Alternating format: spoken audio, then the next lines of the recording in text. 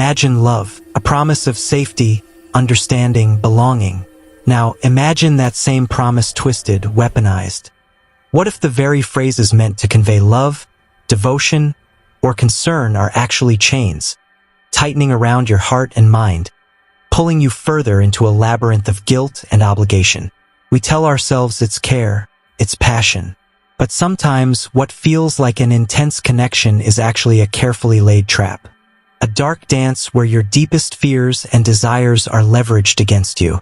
Today, we expose the chilling reality of emotional blackmail and the 5 innocent-sounding phrases that are anything but. Emotional blackmail isn't about grand, dramatic threats. It's often far more insidious, operating in the shadows of seemingly normal relationships. Preys on our fundamental human needs. The need to be loved, to be accepted, to avoid conflict, and perhaps most powerfully, the fear of losing someone we care about. For many, the seeds of this vulnerability were sown long ago, perhaps in childhood, where conditional love taught us that our worth was tied to obedience, or in past relationships, where we learned to prioritize another's happiness over our own. The emotional blackmailer, often someone we trust implicitly, doesn't need a weapon. They just need to know your pressure points, your deepest fears, your secret desires, your core values, and then they use language to exploit them. The cycle of emotional blackmail is deceptively simple, yet devastatingly effective.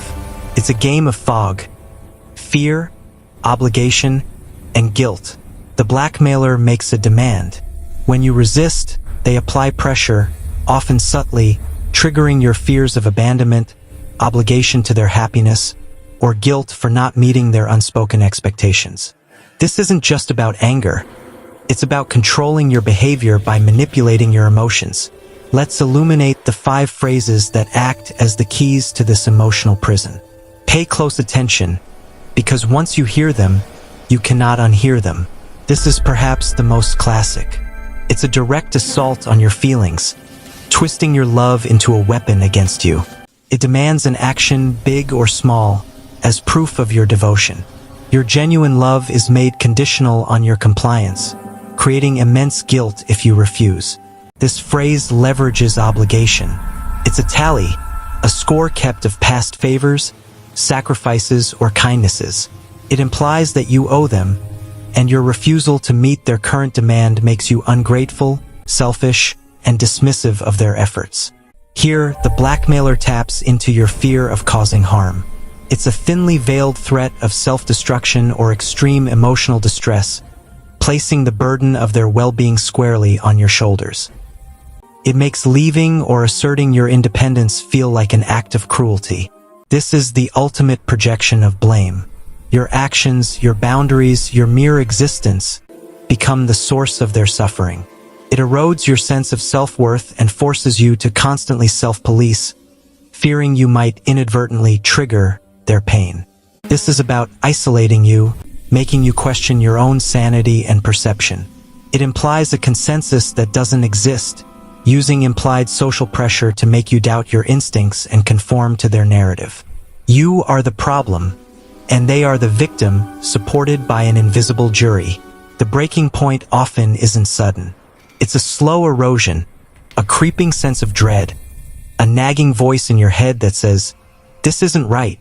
Perhaps it's a moment of profound exhaustion, where the emotional toll becomes unbearable, or a conversation with a trusted friend who gently points out the pattern. For Sarah, a successful architect, it was phrase number 3. Her partner, Mark, would consistently use his fragility to prevent her from pursuing career opportunities out of town. "I don't know what I'd do without you, Sarah," he'd lament. "I'd fall apart." The love she felt for him was genuine, but his dependence became a cage.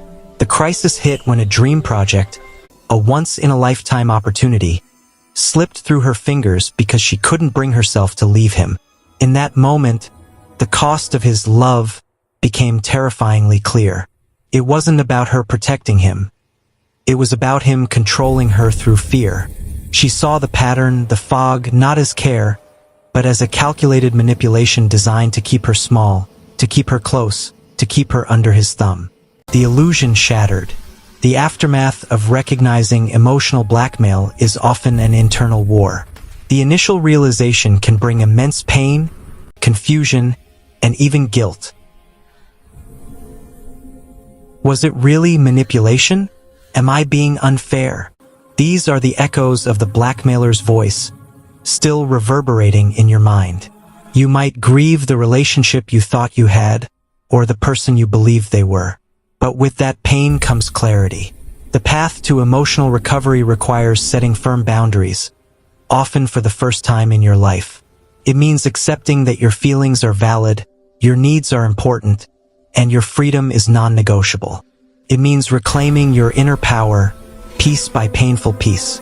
It might mean facing the blackmailer's escalating tactics, their anger, their tears, their renewed attempts to pull you back into the fog. This is the ultimate test, the moment where you choose yourself. The disturbing truth about emotional blackmail is that it often thrives on the very love and compassion we possess. It takes our strengths, our empathy, our loyalty, our desire to care, and turns them into vulnerabilities.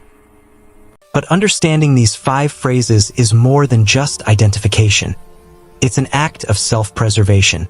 It's the first step towards breaking free from the unseen chains. Your worth is not determined by how much you sacrifice for another's demands. Your love is not conditional on your obedience. It's a stark, often painful lesson, but one that leads to profound empowerment. Have you ever recognized these phrases in your own relationships, or perhaps even used them unintentionally? Share your thoughts and experiences in the comments below. Let's spark a conversation about healthy boundaries and true, unconditional connection.